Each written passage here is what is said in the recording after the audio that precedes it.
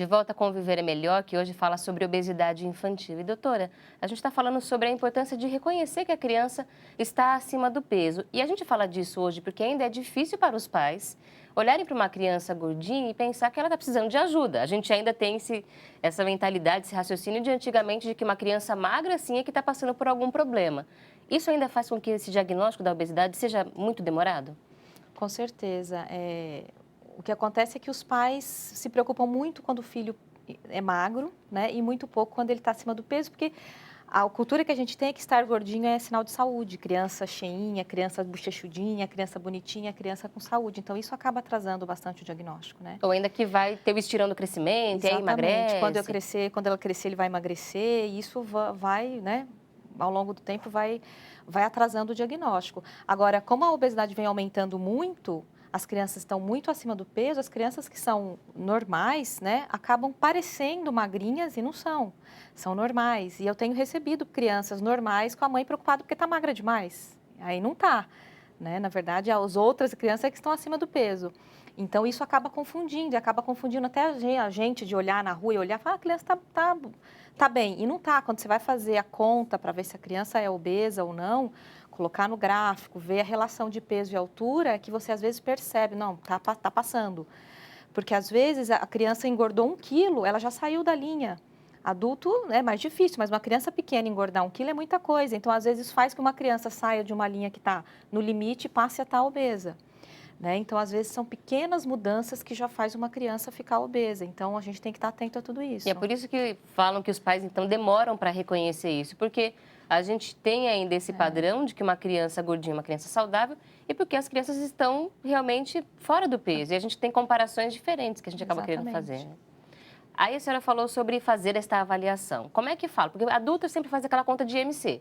Para criança, IMC também funciona? Altura, peso? Também, para criança também a gente faz a mesma conta, peso dividido pela altura ao quadrado, mas a diferença é que para adulto o número é fixo. Então, se o adulto tem MC de 25 a 30, ele é sobrepeso e mais do que 30 é obesidade. Para a criança, esse número não é fixo, varia com a idade, a gente precisa colocar isso num gráfico. Então, por exemplo, uma criança de 4 anos com IMC de 18, que seria muito normal para um adulto, essa criança já está obesa. Né? Porque com 4 anos é o nadir, é onde a criança está um pouco mais magra. Então, isso varia com a idade. Então, não dá para fazer uma conta única, tem que fazer a conta e colocar num gráfico, que é igual aos gráficos que a gente usa para ver peso e altura. Isso para uma criança que vai ao pediatra a cada 6 meses, a cada 1 ano, que é o que acontece nos primeiros anos de vida, é mais fácil de diagnosticar. E para Com uma criança que às certeza. vezes passa dessa idade, aí está bem de saúde, pai quase não leva ao médico. Qual a orientação da senhora, então? De quanto em quanto tempo uma criança que está saudável deve ir ao pediatra para saber se está tudo bem mesmo? Então, isso depende da idade, né? Até os 6 meses a criança tem que ir todo mês no pediatra. Depois de 6 meses essas consultas podem ser espaçadas. Na adolescência depois chega uma vez por ano. Isso é muito individual, então é difícil de falar. Adolescente pelo menos tem que ir. Criança menor, né, menos do que 10 anos, tem que ir com uma certa frequência, 6 em 6 meses. Mas o ideal é que tenha uma pessoa que conheça a criança, que acompanhe o crescimento, que acompanhe o peso, né? E a primeira pessoa a fazer isso é o pediatra.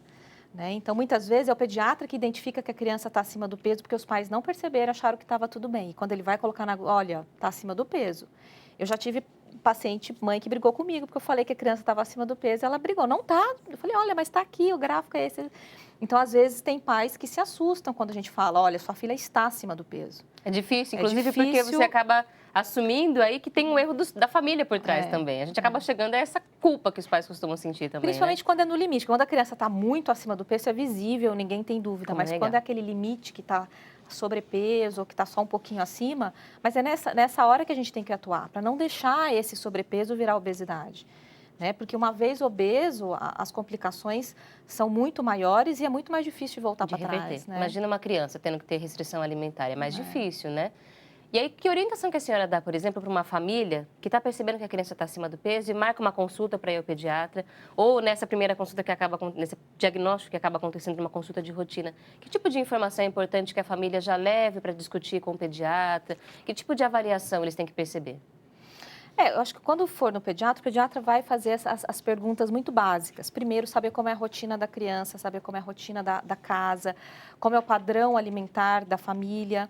E aí, assim, na primeira consulta, o pediatra, ele já vai fazer muitas mudanças. E, às vezes, pequenas mudanças no dia a dia já começam a ter uma resposta. Porque a criança que está sobrepeso, ela não necessariamente precisa perder peso. A gente fala que uma criança que está acima do peso, se ela parar de engordar, ficar com o peso estável por um tempo, enquanto ela está crescendo, isso vai de pouquinho se estabilizando. Então, para uma criança que para de engordar, também já é uma boa resposta. Né? Então, isso é muito importante. E, às vezes, as pequenas mudanças já é suficiente para fazer esse tipo de situação. Então, uma questão que todo mundo tem que estar esperto é em reconhecer a rotina da criança, saber se você fica com ela o dia todo, quantos lanches faz, o que come, ou se passa muito tempo sozinha, também contar isso para o pediatra.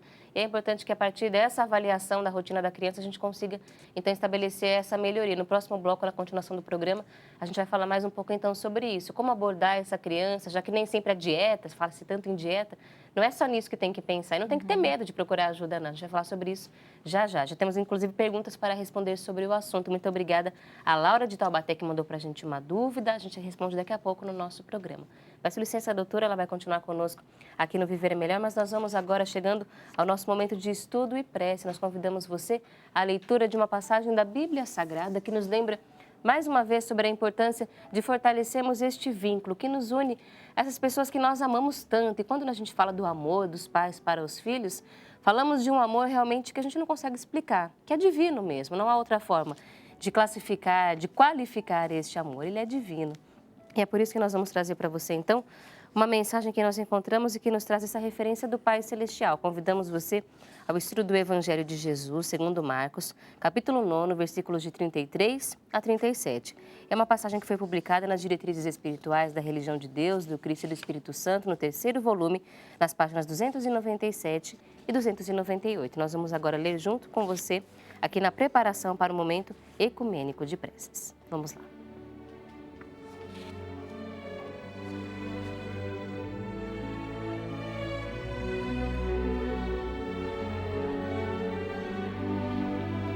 O maior no reino dos céus. Tendo Jesus e seus discípulos partido para Cafarnaum, estando ele em casa, interrogou os discípulos: de que discorríeis pelo caminho? Mas eles ficaram em silêncio, porque, pelo caminho, haviam discutido entre si qual era maior. Então Jesus, assentando-se, chamou os 12 e lhes disse: se alguém quer ser o primeiro, seja o último e servo de todos. Trazendo uma criança, colocou-a no meio deles e, tomando-a nos braços, disse-lhes: qualquer que receber uma criança, tal como esta, em meu nome, a mim me recebe. E qualquer que a mim me receber, não recebe a mim, mas ao Pai que me enviou.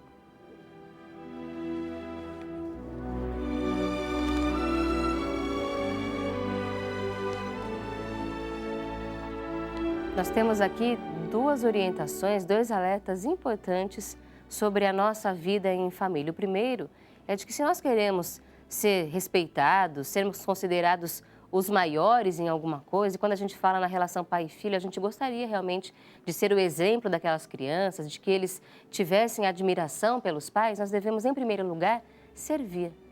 E a gente fala em servir de coração, com carinho, com alegria, de servir, de ser útil, de ensinar quantas vezes for necessário.